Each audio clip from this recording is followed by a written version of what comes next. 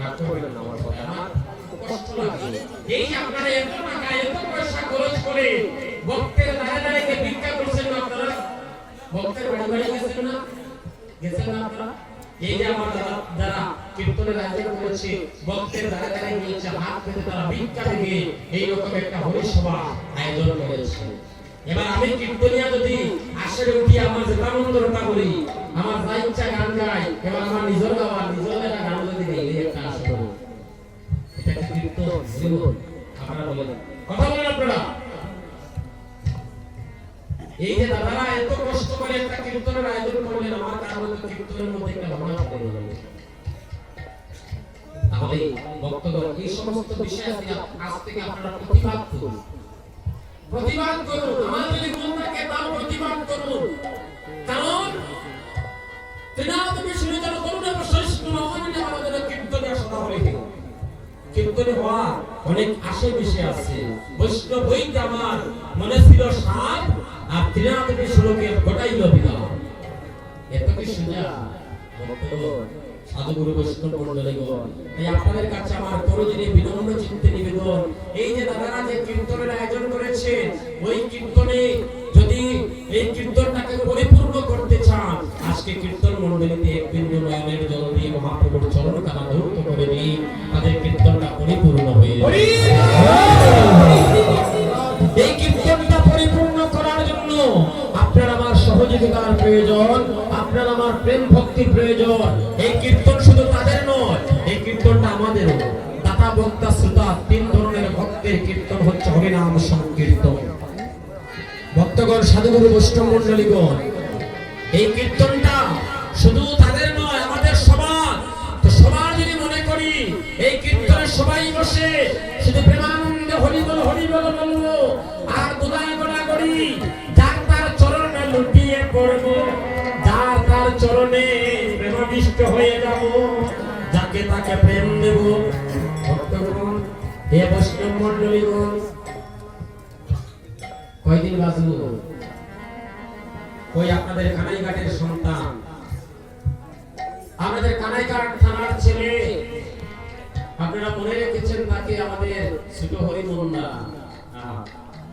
ভক্তগণ, আসতে বাজাও, মনে আছে ছোট হরিমোহনদার কথা? কত কীর্তন করেছে না ছোট হরিমোহনদা? সিলেটের যে জায়গাতে যাইতেন নামটা কিন্তু থাকতো কানাইঘাট। আমাদের কানাইঘাটের ছেলে ছিলেন আমাদের ছোট হরিমোহনদা।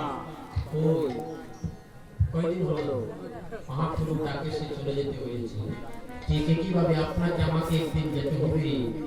আজকে আমরা যতই বাহাদুরি করি না কেন, যতই রঙ্গরসের মধ্যে থাকি না কেন, আমরা যত টাকা পয়সা খরচ করে যত বড় দালানটা বানাই না কেন, আমাদের স্থান হবে কিন্তু শেষের দিন ওই তুলসীর তলা। ওই তুলসীর তলা ছাড়া আমাদের আর কোনো জায়গা নাই। ভক্তগণ, কেবল সংসার, কেবল মায়ার পতিতে পতিতে দেখা যেদিন মানব লীলা, যেদিন এই মানব লীলা সঙ্গ হয়ে যাবে, যেদিন আমার প্রাণ পাখি জন্মের মতো উড়ে যাবে, যেদিন আমার মানব লীলা সঙ্গ হয়ে যাবে,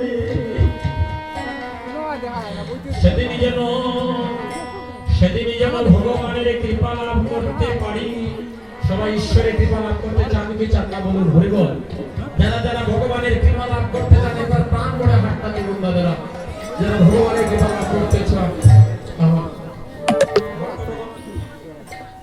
আমি বিধুচন্দ্র আজকে আপনাদের অঙ্গনে কীর্তন করেছি, কালকে যে আমার পুণ্য কীর্তন করতে পারবে এই গ্যারান্টি আছে। এই আসরে যে এই যে আমার বাবারা দাদারা যারাই কীর্তনে আসি, কালকে যে সকালে বেলায় আবার আমরা একত্রিত হতে পারবো এই গ্যারান্টি আছে। সময়টা খুব কম, আমাদের হাতের সময় কম। ও আগের শক্তি আসেনি, আসেনি বাবা, যৌবনকালে তো অনেক শক্তি দেখাই নাই বাবা, এখন আর আসেনি। সব শক্তির অধিকারী আমার ভগবান। আমার ভগবান বলেছে আমার ভক্তকে যারা ভালোবাসে আমিও তাদেরকে ভালোবাসি। তাই তো বলছে ভালোবাসা যদি দিতে চাও আগে ভক্তকে ভালোবাসা দাও। তাই ভক্তকে ভালোবাসা দিতে হলে জানেন কি ছোট বড় বিচার আজকে নাই। কে ছোট কে বড় তার বিচার না করে যার তার চরণের ধুলি আনুন। ব্রহ্মাণ্ড ঘুরিতে ঘুরিতে কোন ভক্ত যিনি কৃষ্ণ প্রসাদে পায় ভক্তি লতাবি। তাই তো ভক্তগণ আজ বাহাদুর পদে ভাব দিচ্ছে ও হরি হরি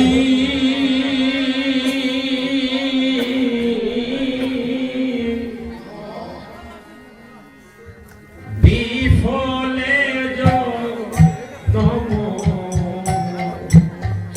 জনমগাইনু হরি হরি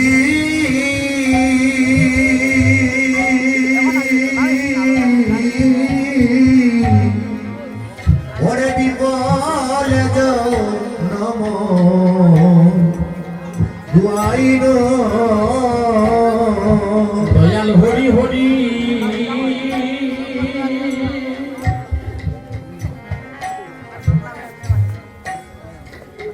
আমি বিপলে জনম দুয়াইন দয়াল হরি হরি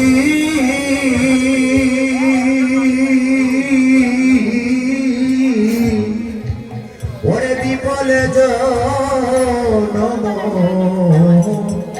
হুয়াইন আমি বিফলে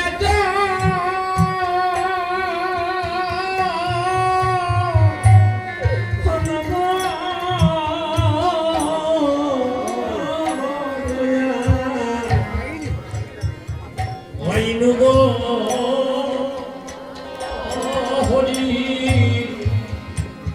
আমি বিফলে জনম গবাইনু আমি বিফলে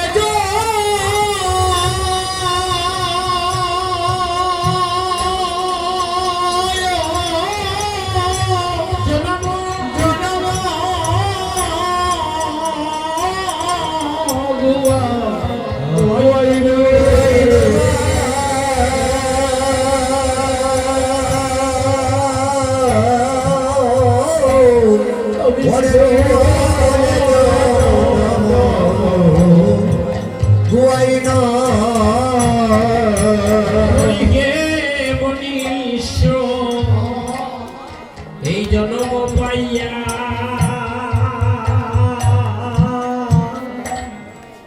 আমি রাধা কৃষ্ণ ওহায় রে মনীষা জন্ম পাইয়া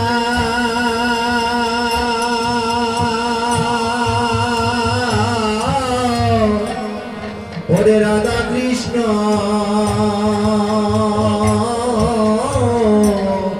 ওরে রামজিয়া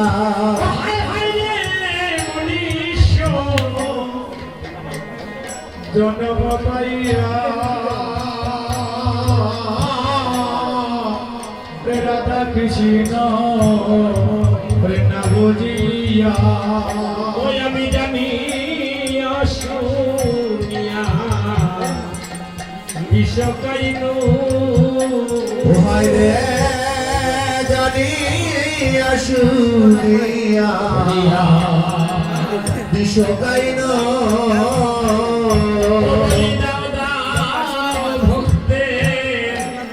ভক্তের চৌধুরী ওরা বলি দাদা ভক্তের চরণ ধুলি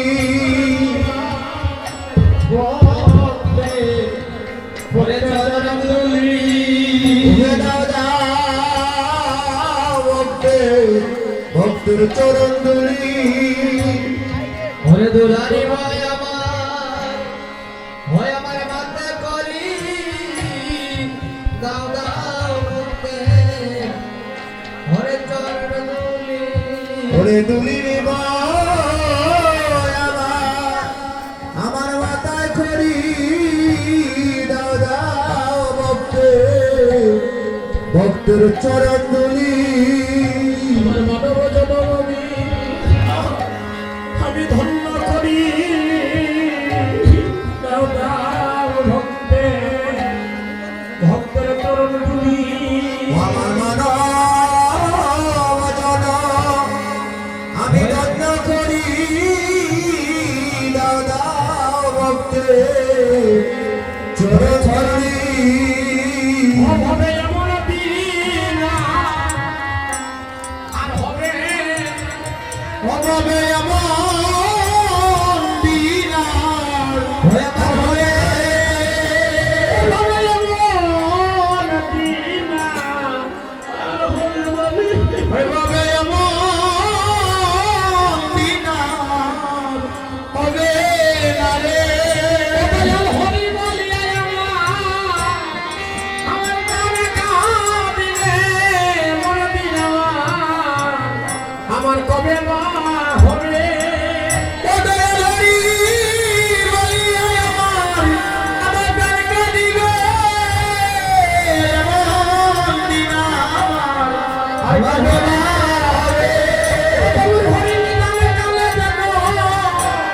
তোমায় নয়নে দেখি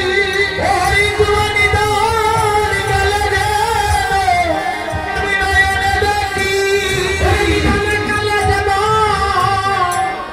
একবার নয়নে দেখি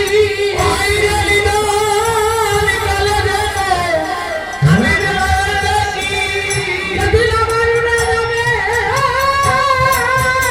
প্রাণ পাখি সেদিন যেন নয়নে দেখি যেদিন উড়ে যাবে আমার প্রাণ পাখি সেদিন যেন আমি নয়নে দেখি যেদিন আমার মন বলিয়া আমার সঙ্গ হবে সেদিন যেন তোমার নয়নে দেখি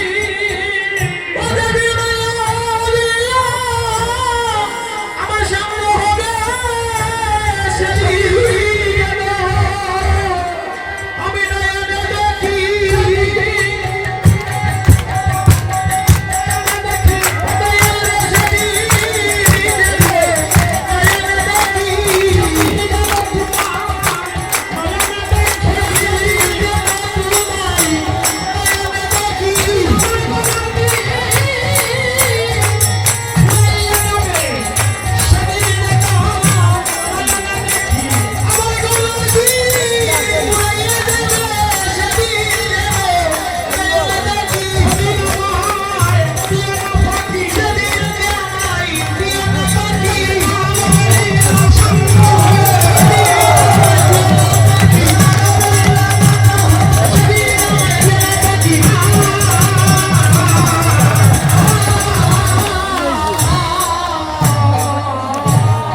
জয় মহাপ্রভু কি জয় মহাপ্রভু কি ওই মায়েরা দিদিরা কি হলো গো আহা এখনো কি মহাপ্রভুর বাতাস লাগে না ধন্য হয়ে গেলাম আজকের এই কালী মন্দিরে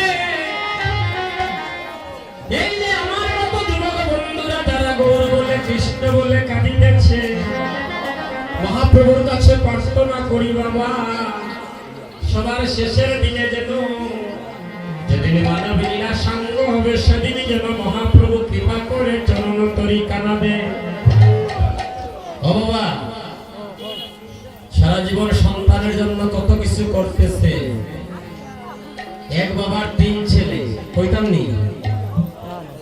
নি আসেননি আপনারা কইবা গোয়েন্দাটার বিদুসঙ্গ দেখে খালি ডায়লগ মারে যেখান হইব বাস্তবতার লগে মিলিয়ে দেখবা কাছে আইনি বলিব